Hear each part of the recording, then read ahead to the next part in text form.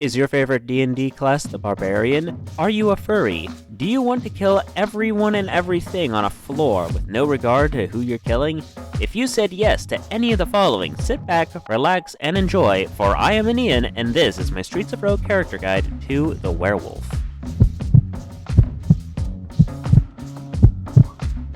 The Werewolf is unlocked via killing a ghost. I recommend playing a scientist in order to do this since they have the Ghost Giver in their starting inventory. As for the werewolf's description, it reads, up until this point, the werewolf has only used their powers for two things. 1. Winning high school basketball games, and 2. Viciously mauling people. The werewolf does not consider either of these things to be a worthwhile use of their time, and feels like their life is stuck in a rut. Thanks to the resistance, they'll hopefully be able to use their powers for some good, all the while having a howlingly good time.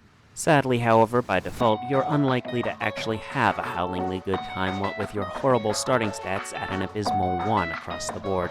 And your antisocial trait makes having followers a no-go for you. Not to mention your sucker trait makes it so that shop prices are higher, and your skinny nerdlinger trait is only situationally helpful when you're trying to run away from people when your only beneficial trait fails you. That's right, your ham sandwich, that makes it so that you can get more healing items at load-automatics, allowing you to constantly be able to heal relatively easy for a cheap price.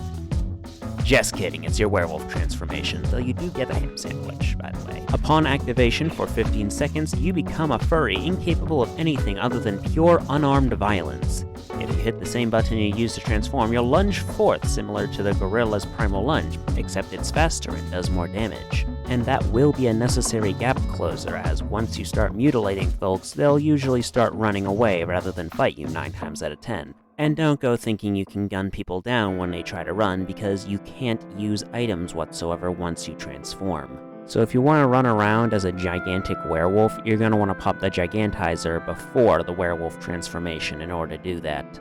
On the plus side, every kill you get while transformed will heal you, even if the kill wasn't from your werewolf transformation. For example, if you were to plant a time bomb and then transform just before it went off, you would heal from all the people killed by the time bomb. Sadly, however, this transformation only lasts 15 seconds and has a 20-second cooldown. And depending on your kill count, you'll be forced into a super dizzy state for 5 to 15 seconds, because apparently getting blood all over your fursuit actually makes it get back from the dry cleaners even faster.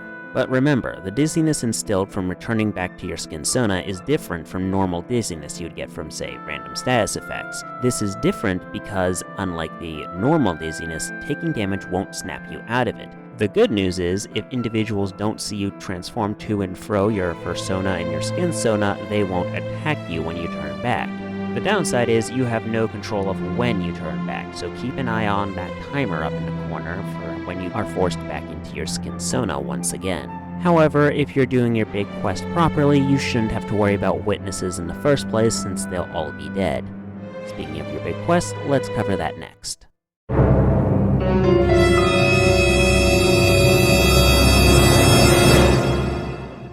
Your big quest is called Satiate That Bloodlust, where you must kill 5 individuals in a single fursuit berserk frenzy. As long as you remember your lunge ability is a thing, you can easily do this quest as long as you make sure there are 5 people around you before you're deploying your fursona.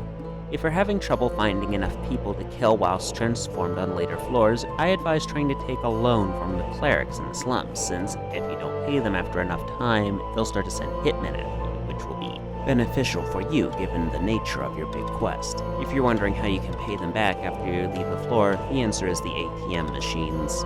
Because of the nature of your big quest and the innate power of your bestial form, I strongly advise trying to grab the yellow traits during level up, as those are the traits that enhance whatever character you're playing's special abilities, which in your case is your transformation. However, since the traits you acquire are random, there's no guarantee you'll even see one of these traits as you go up through the floors on any given run.